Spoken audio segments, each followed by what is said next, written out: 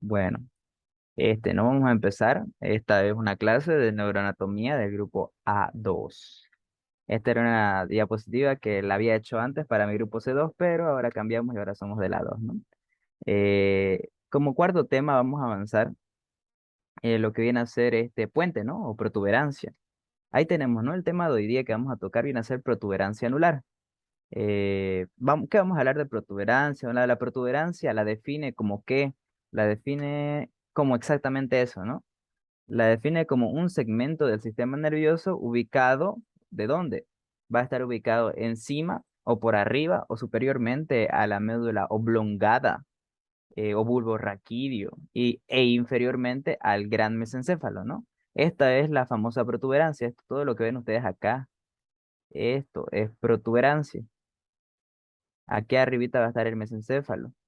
Y pues todo lo que habíamos visto de acá abajo, pues venía a ser lo que era el famoso médula oblongada, ¿no? Médula oblongada, bulbo raquídeo, y ya esto es lo que vamos a hablar hoy día, puente o protuberancia anular, que va a ser como que el paso o nexo que va a tener entre mesencéfalo y bulbo raquídeo.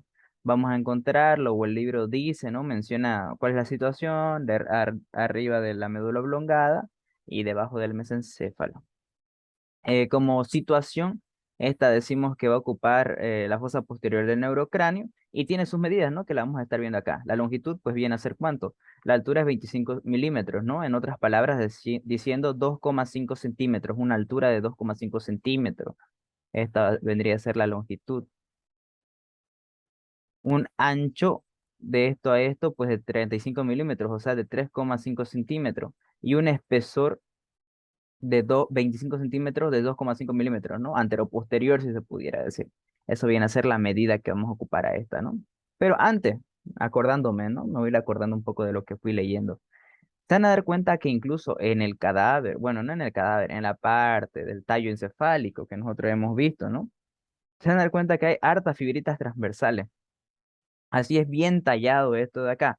¿Y esto es por qué? Porque todas las fibras se agrupan de forma transversal y me crean esta superficie, ¿no? Así como si estuviera bien con surquitos. Pero ¿por qué se da esto? Esto se da exactamente debido a que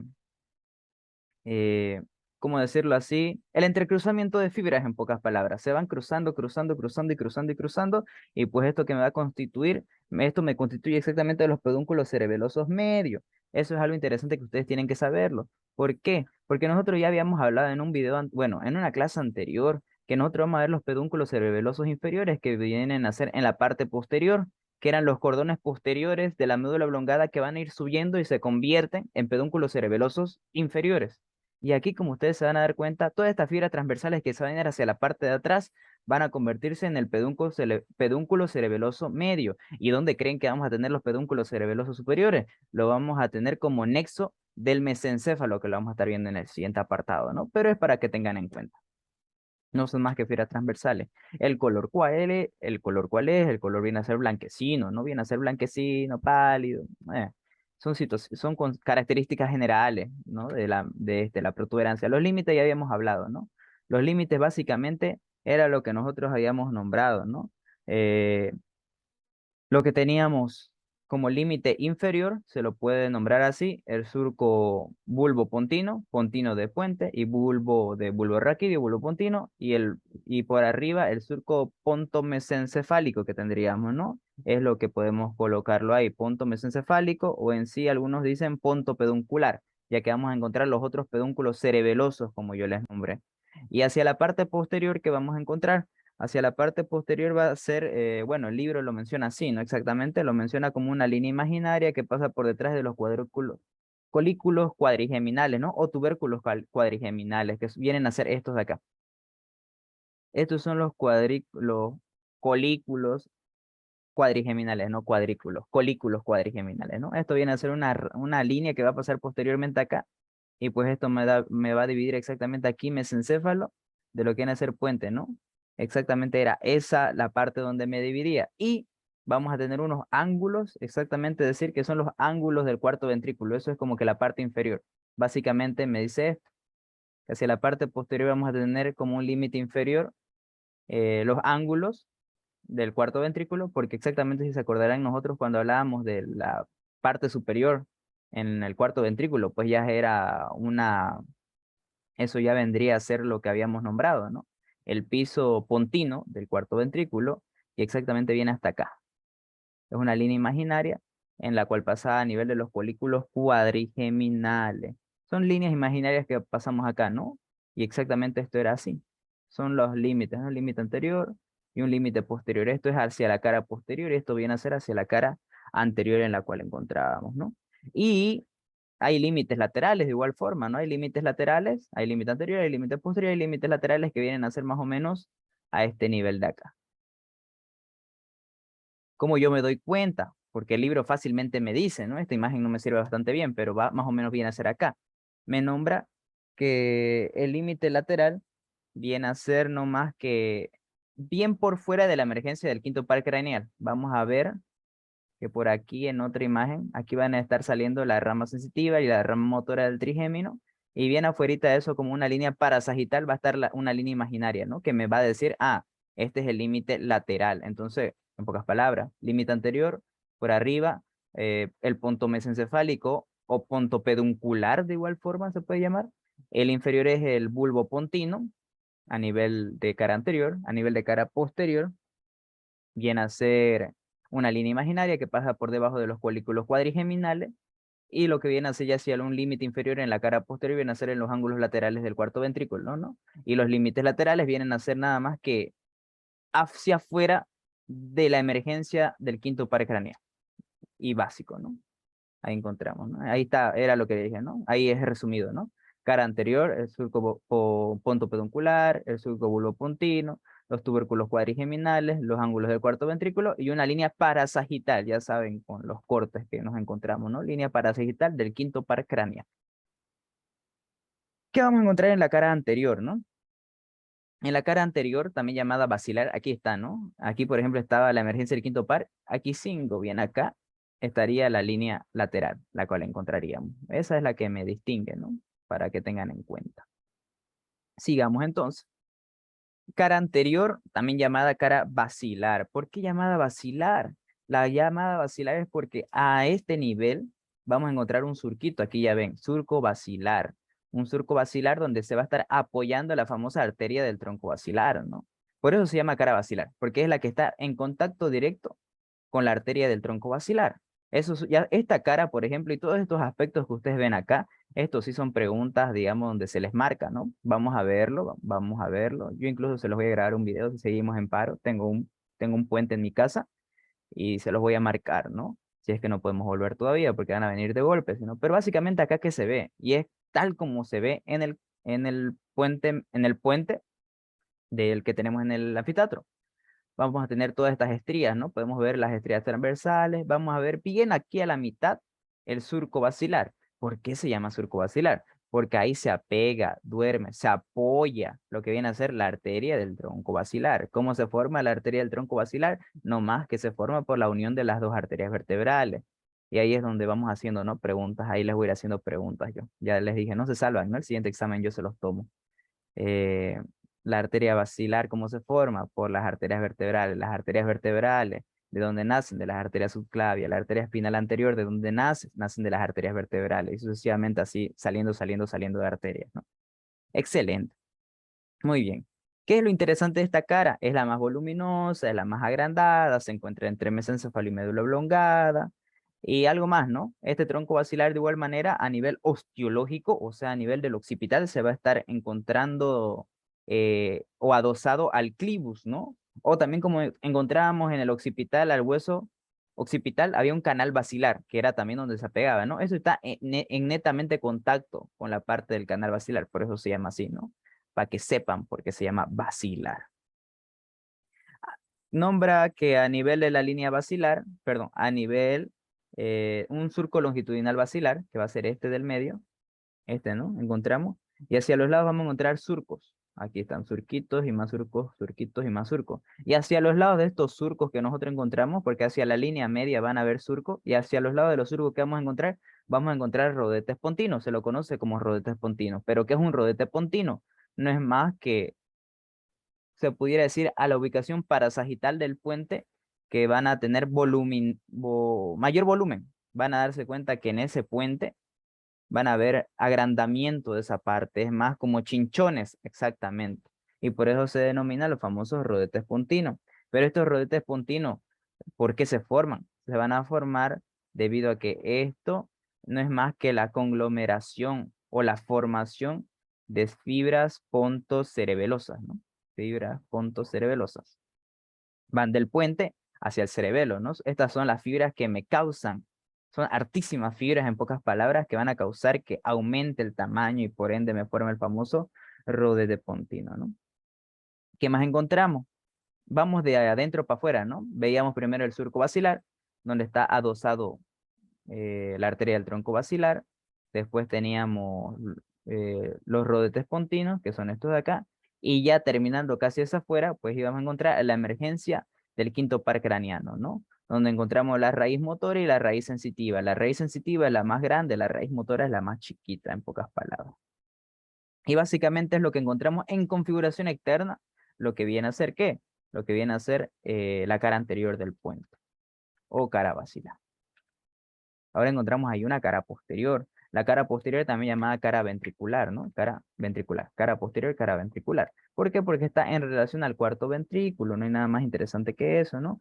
En ella está compuesto todo el cuarto ventrículo. Y si ya sabemos cuarto ventrículo, ya sabemos qué es lo que nos vamos a encontrar, ¿no? Vamos a encontrarnos a las estrías acústicas, vamos a encontrarnos al colículo facial, una eminencia medial y al final vamos a encontrar un famoso locus ceruleus o locus coeruleus, ¿no?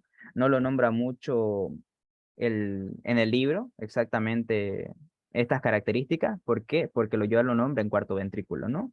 Pero ya saben, ¿no? En pocas palabras, encontramos eso en la cara posterior, vamos a encontrar las estrías acústicas con el tubérculo o colículo acústico, vamos a encontrar arribita un colículo facial donde van a estar aquí los núcleos faciales, vamos a encontrar la eminencia medial y arriba de la eminencia medial vamos a encontrar el locus ceruleus o locus coeruleus, ¿no?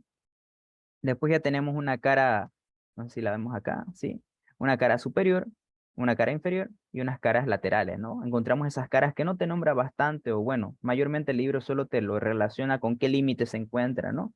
La cara superior que viene a ser esta de acá, básicamente que era, uy, a ver, que era esta, la que era el surco, ¿no? El surco ponto-mesencefálico o ponto peduncular, que esa cara, digamos, va a estar en relación con quién, con el mesencéfalo, no hay más misterio ahí, ¿no? La cara inferior también llamada vulvar, ¿por qué? Porque va a estar en relación con el bulbo raquídeo, no hay más misterio.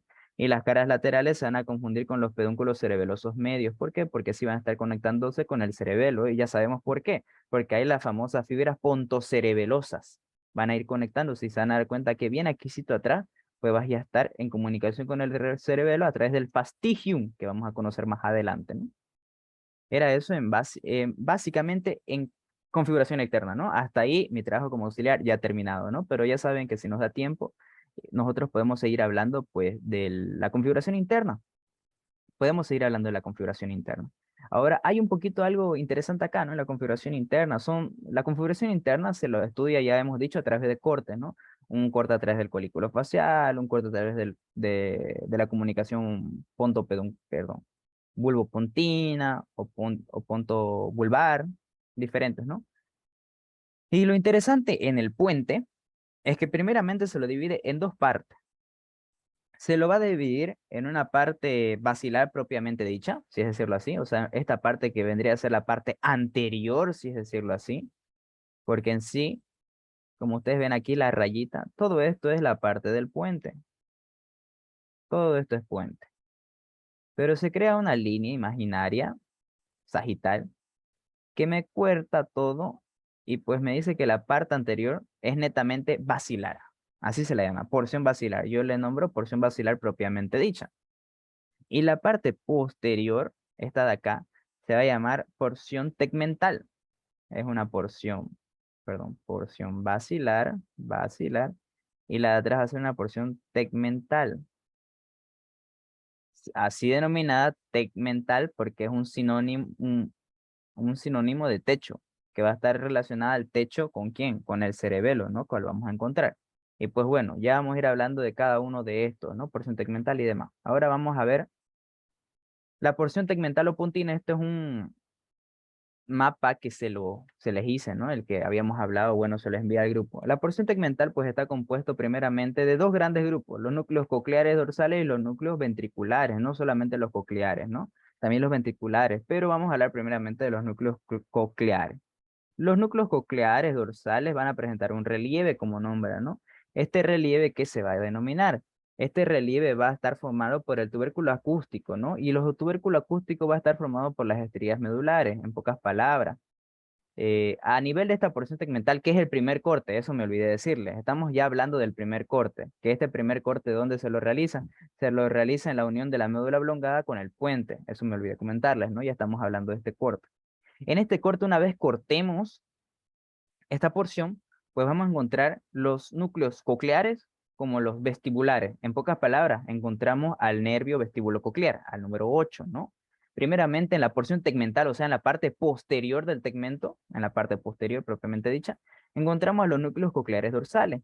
Estos núcleos cocleares dorsales, oye, no te vas a... Ya, oye, van a disculpar. Núcleos cocleares dorsales. Estos van a determinar un relieve porque se van a estar yendo hacia la parte ya anterior, ¿no?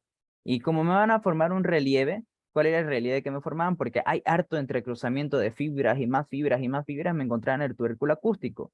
Ustedes se acordarán que teníamos el cuarto ventrículo nuevamente, y bien hacia los ángulos encontrábamos unos tubérculos acústicos, donde estos me daban estrías que siguen a la parte del surco longitudinal medio posterior, que era casi a la línea media, ¿no? Esos surcos longitudinal medio posterior, perdón, no eran más que las estrías medulares, que son los relieves o son las fibras que nacen de los núcleos cocleares dorsales.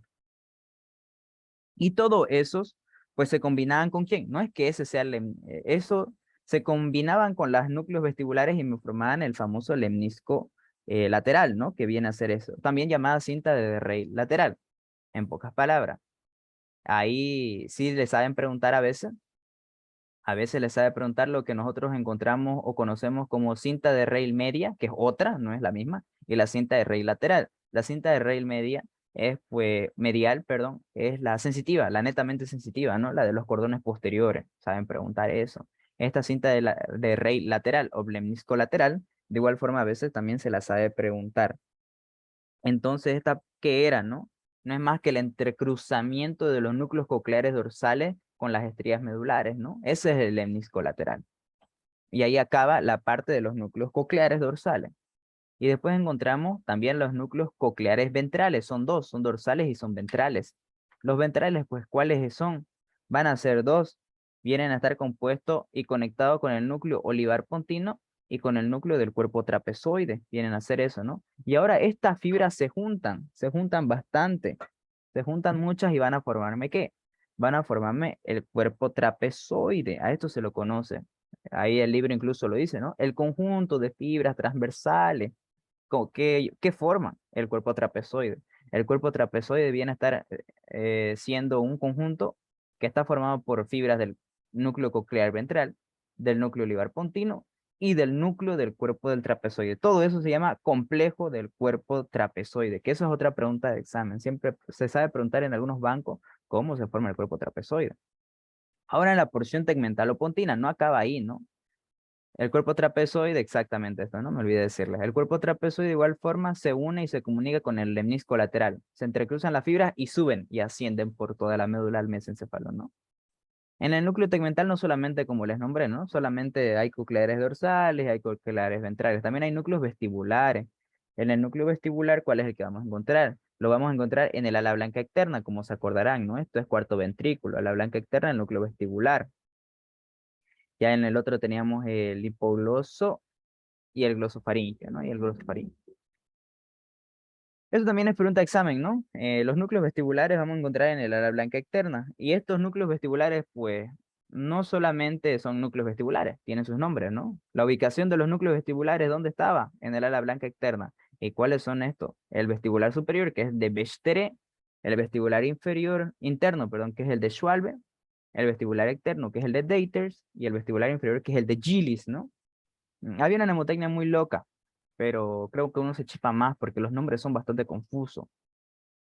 Simplemente para que se acuerden la primera letra, yo siempre le decía a mis alumnos que pasábamos este tema, era una mnemotecnia así como que era BC, obviamente que es BS, BC a Diana, BC a Diana, y la G no me acuerdo de qué otra, pero era algo así, ¿no? BC a Diana grave, algo por ahí era la mnemotecnia. Si se crean una mejor, mejor para ustedes, porque también esto se pregunta, lo van a preguntar, ¿cuáles son los núcleos vestibulares? Porque es una gran composición de núcleos vestibulares, ¿no? Ya luego en el libro pues te da la ubicación, ¿no? Pero lo importante que ustedes tengan que saber es cuáles son los núcleos vestibulares. Esa es la importancia de eso. Y además en este corte no es lo único que vemos. En este corte ya hemos hablado de qué. En este corte de médula oblongada con puente ya hemos hablado de tres cosas importantes. Que se ven los núcleos cocleares dorsales, que se ven los núcleos cocleares ventrales y que se ven los núcleos vestibulares, o sea, los núcleos del vestíbulo coclear. Perfecto. Pero también se sabe ver en este corte al famoso núcleo sensitivo del trigémino. Este núcleo sensitivo del trigémino, exactamente en este corte, solo me va a mostrar lo que vienen a ser los núcleos vegetativos de este mismo, ¿no? Y también vamos a encontrar en este corte al famoso núcleo del fascículo solitario, ¿no? Que esto es un poquito importante. ¿Por qué? Porque este núcleo del fascículo solitario me va a dar un núcleo gustativo, bueno, me va a dar la función gustativa y sensitiva de diferentes pares craneales, como ser del 7, del 9 y del 10. En pocas palabras, del facial, del glosofaringio y del vago, ¿no? Los cuales vamos a encontrarme acá. Eh, es lo que vemos, ¿no? Porque se le pregunta qué núcleo o qué características vemos en este corte, ¿no? Entonces, ¿ustedes qué me responderían? Me responderían, vemos a los núcleos cocleares dorsales, a los núcleos a los núcleos cocleares ventrales, a los núcleos vestibulares, a los núcleos del trigémino, exactamente el gustativo, y los núcleos vegetativos, perdón, y el núcleo del fascículo solitario, ¿no? Que vienen a ser el gustativo y sensitivo, en los cuales vamos a ver ¿no? Y estos núcleos vegetativos, ¿cuáles son? Vienen a ser otros, ¿no? Estos núcleos vegetativos habíamos visto, o bueno, los nombra, que es el lacrimo muconasal, perdón, LMN, lacrimo muconasal y el salival superior, que son dos núcleos vegetativos que vamos a encontrar, ¿no? Que esos van a estar conectándose con el séptimo paracraneal, que son núcleos de ese mismo, ¿no? Y después encontramos el fascículo solitario. Y aquí está, ¿no? Esto es básicamente el corte, el cual nos da el libro, que habíamos hablado, ¿no? Teníamos los núcleos cocleares ventrales, y teníamos los núcleos cocleares dorsales, exactamente aquí, miren, sinapsan con la formación reticular y se van hacia arriba. Era algo más fácil el núcleo coclear dorsal que el núcleo coclear ventral. Porque el coclear ventral, ¿qué es lo que pasa? Hay fibras cocleares ventrales, pero sinapsan ¿con quién? Miren, aquí está el somita y el axón y las dendritas van a ir a sinapsar ¿con quién? Con el núcleo olivar superior o pontino, ¿no? Habíamos hablado del núcleo olivar superior. Y después va a sinapsar, estos dos juntos se van y van a sinapsar ¿con quién? Van a sinapsar con el núcleo del cuerpo del trapezoide que está acá. Y luego todo este enmarradera de sinapsis, si es decirlo así, todo esto de acá, miren, se transforman, se juntan y forman el famoso cuerpo del trapezoide, que era el complejo. No es lo mismo decir cuerpo trapezoide que núcleo del cuerpo trapezoide. Luego ya sinapsan con los ganglios cocleares, bueno, ya sinapsan con los otros ganglios cocleares dorsales y pues todos van arriba por la cinta de Rey lateral, que es lo más importante que ustedes tienen que saber, ¿no? Y la porción del puente no pasa casi nada, ¿no? Mayormente todo eso pasa en la parte del tegmento, por eso es lo importante que ustedes tienen que saberlo. Y nada más, ¿no? Es lo que más importante se ve en este corte justamente, ¿no? Ese es el corte entre la unión bulbopontina. Después que tenemos la porción basilar, ¿no? Esto ya es el otro corte. Este es el corte a nivel del colículo facial. Aquí vamos a ver muchas más cosas sobre la parte facial, o sea, del nervio o facial, en pocas palabras. ¿Qué vamos a encontrar en la porción basilar? En la porción basilar vamos a encontrar fibras transversales, las fibras longitudinales, y entre las fibras longitudinales, ¿qué hace? Vamos a encontrar al haz corticoespinal, al haz geniculado y al haz corticopontino, ¿no? Son los que nosotros vamos a encontrar. Después vamos a encontrar en esa porción basilar a los núcleos pontinos, básicamente así. Yo recomendarles cómo pueden estudiar estos de acá. Esto pues estudienlo de esta manera, no era mi manera de estudiarlo, pero espero que les sirva de igual forma, porque es así como te preguntan en los exámenes. No he podido ir a su examen del doctor Pedraza, así que no sé qué tan profundo les ha preguntado. Pero en el examen lo que les interesa es esto. En el examen les van a preguntar hacia nivel de la porción basilar, en el segundo corte, qué estructuras o qué vemos. Y nosotros ahí ya sabemos qué es lo que vemos, ¿no? Vemos fibras transversales, vemos fibras longitudinales y vemos núcleos pontinos. Entre las fibras longitudinales, ¿cuáles vienen a ser? El haz corticoespinal, el haz geniculado y el haz corticopontino, ¿no? Básicamente es así como se los preguntan en los exámenes. Es lo más importante, por eso que se los quise colocar acá. Estas fibras transversales, así hablando un poco rápido, cuáles eran la función principal de esta. Esta pues eran las representativas de que me formen esos rodetes pontinos. ¿Por qué? Porque se iban a ir hacia las partes laterales, eh, proyectándose como fibras pedunculocerebelosas, ¿no? Lo que habíamos dicho más atrás, ¿no? Después teníamos el haz córtico-espinal, que pues bueno, va de la corteza a la médula espinal. Viene a ser una fibra que va a estar descendente, ¿no? Una fibra motora, si es decirlo así. Después teníamos el haz geniculado. Este haz geniculado va a subir y va a dejarme fibras del mesencéfalo para el tercer y cuarto par craneano, ¿no? Y en el puente para los núcleos del 5, del 6 y del 7 que vamos a encontrarlo. Y en el haz córtico pontino, pues esto sí es un poquito más interesante, por eso lo coloqué en mayúscula. ¿Por qué lo coloqué en mayúscula? Porque ahí dice, ¿no? Haces córtico-pontinos, así que no se refiere a que es uno, son varios, ¿no? Y ahí les pueden preguntar y les puedo preguntar, ¿cuáles son los haces corticopontinos? Fácil, ¿no? Son todos los huesos de la cabeza que vamos a encontrar, son los cuatro, ¿no? Está el frontopontino, está el temporopontino, está el parietopontino y está el occipitopontino. Obviamente no están los de la línea media, no están los de la línea, los de la parte lateral, los de la línea media interna habíamos visto que era el etmoides y el esfenoides, pues no tenemos eso, ¿no? No hay un etmoidopontino ni hay un esfenopontino, ¿no? Simplemente está el fronto, el témporo y el parieto y el occipito pontino. Esos son los haces córtico-pontinos. Y ya después los núcleos pontinos, pues ya van a ser diferentes núcleos propios del puente que vamos a verlos, ¿no? Pero básicamente son eso lo que vamos a encontrar. Esa es hacia la porción basilar en el corte del colículo facial. Ahora en la porción tegmental, o sea, en la porción posterior que vamos a encontrar, ahí ya lo vamos a dividir en una sustancia gris y en una sustancia blanca. La sustancia gris, ¿qué me va a dar o qué me va a mostrar? La sustancia gris me va a mostrar núcleos vestibulares, de nuevo, a este nivel. ¿Qué es lo que me interesa saber de esto? O por lo menos para que ustedes tengan un conocimiento de neuroanatomía. ¿Para qué me sirve? Es que a este nivel, por ejemplo, yo sigo viendo los núcleos vestibulares. Eso es lo interesante. Van a haber cortes que ya no van a aparecer los núcleos. Y eso es normal, ¿por qué? Porque ahí mueren, ya no suben. Yo, por ejemplo, yo voy a saber que esto va a subir hasta Ribanga, digamos, si es decirlo así. ¿Por qué va a subir hasta Ribanga? Decirlo en ese término. Porque esto va a terminar en la área temporal, donde el lóbulo, pero en el lóbulo temporal del cerebro. ¿Por qué? Porque ese es encargado de la parte auditiva y del equilibrio, ¿no? Entonces yo sé que ahí va a ser la última neurona que va a terminar. Si yo hago un corte en el mesencéfalo, voy a seguir viendo núcleos vestibulares y cocleares.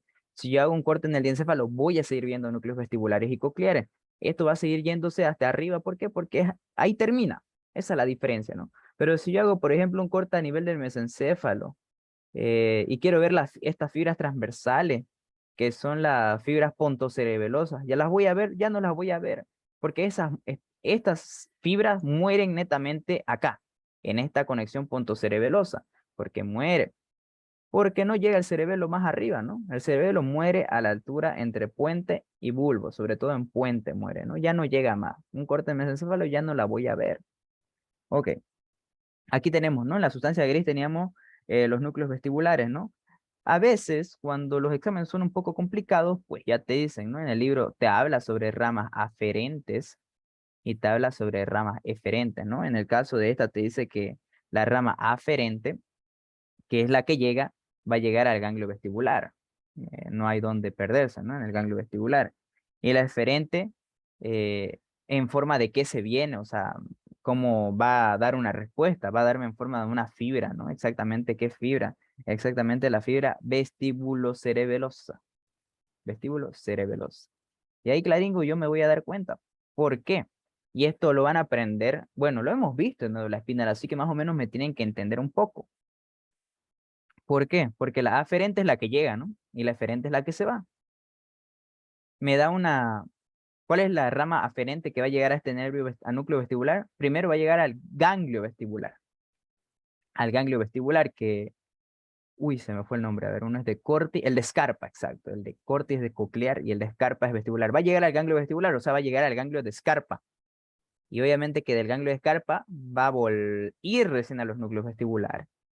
Ya es, va a ir a ese núcleo vestibular y va a darme una respuesta.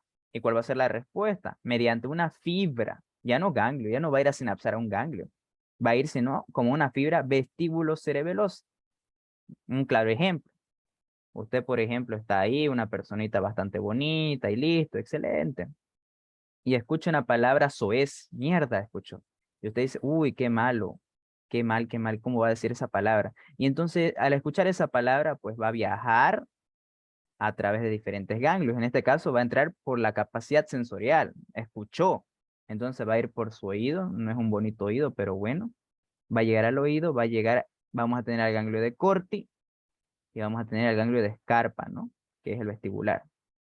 Al ganglio de Scarpa. Va a llegar a los dos ganglios en pocas palabras, pero aquí te dice exactamente al ganglio vestibular te va a llegar. Eh, Una vez llega a ese ganglio, pues va a ir ¿a dónde? Va a ir al núcleo vestibular. En ese núcleo, pues obviamente ¿a dónde se va a ir? Va a irse al cerebro, al lóbulo temporal. Ese lóbulo temporal va a estar asociado a diferentes áreas, ¿no? Al área parietal, sobre todo, que es un área asociativa, en pocas palabras. Y ya luego, pues ya va a dar la rama eferente, que esa rama eferente va a decir, a ver qué vas a hacer, cuál va a ser la respuesta que vas a dar y cuál va a ser, la fibra vestíbulo cerebelosa. Ese es el caminito que lleva todo esto. A toda acción tiene su reacción, como les había nombrado. Y bueno, eso es básico, ¿no? En lo que habíamos hablado. Después, ¿qué tenemos? A ese mismo nivel tegmental, en la sustancia gris, vamos a encontrar el núcleo sensitivo del trigémino. No habla mucho de eso. Vamos a encontrar el núcleo del secto parcraniano, que es este núcleo propio que viene a ser del abducens, ¿no? Viene a ser ese. Y vamos a encontrar el núcleo del secto del secto y secto, no sé por qué coloqué. Séptimo era. Se me fue. Secto séptimo. Secto y séptimo, ¿no? Ahora lo interesante ahí del séptimo, esto es pregunta de examen por si acaso. En este corte, pues ya encontramos a estos dos grandes núcleos que son uno de los más importantes. Este, por ejemplo, el secto parcraniano, que era el motor ocular externo, pues ¿de qué se encarga ese núcleo que está a este nivel? Se va a encargar de la inervación del músculo recto externo, pues, ¿no? Era su función, músculo recto lateral, recto externo. Y la importancia, sobre todo, no se pregunta tanto ¿no? Porque este es fácil, este lo saben por pares craneales. Si les pregunta cuál es la función de ese. Pero el séptimo, que es este de acá, me equivoqué. El séptimo, le falta aquí un hito más, le falta. Ese ya es otra cosa. Este, por ejemplo, va a estar inervación parasimpática o simpática o inervación autónoma. Pues tiene dos núcleos, ¿no? Tiene el núcleo lacrimomuconasal y el salival superior. Este salival superior me va a inervar a la glándula parótida. Esa es una pregunta que siempre la hacen y van a ver, más que seguro la hagan este año de nuevo. El núcleo del septo par craneal pues tiene como núcleos al lacrimomuconasal y al salival superior. El núcleo del noveno par craneal, el glosofaringio, ese va a tener al salival inferior, que ese ya me va a inervar la submandibular como la glándula sublingual. Esa es súper pregunta de examen en todos los años las saben hacer. Y esto es lo más importante de saber este corte, ¿no? Eh, y aparte también a este nivel, pues vamos a encontrar un núcleo motor, que es el que ya me va a dar, ¿no? Inervación a la mayoría de los músculos faciales, los de las párpados, los de las cejas, los del labio superior, al del platisma, a diferentes músculos faciales que ya habíamos visto, ¿no? Me da tanto nervios vegetativos como un núcleo motor, perdón. Aquí me faltó colocar, ¿no? Un núcleo motor como núcleos vegetativos. Eso hay que añadirlo, núcleo motor. Y en el núcleo de bueno, y en sustancia blanca, ¿qué me da? Me da esto, ¿no? En la sustancia blanca de la porción tegmental del segundo corte, que es lo que yo voy a ver. Voy a ver al lemnisco medial, voy a seguir viéndolo, al eje espinocerebeloso ventral cruzado, de Gowers, también llamado, al fascículo longitudinal dorsal de Schultz y al fascículo longitudinal medial. Es lo que yo veo en este corte, ¿no? Y ahí está la enmarradera que nosotros podemos ver, ahí está. Si nosotros ya sabemos por la teoría, pues ya vamos a ver, miren, aquí está el séptimo par, que este séptimo par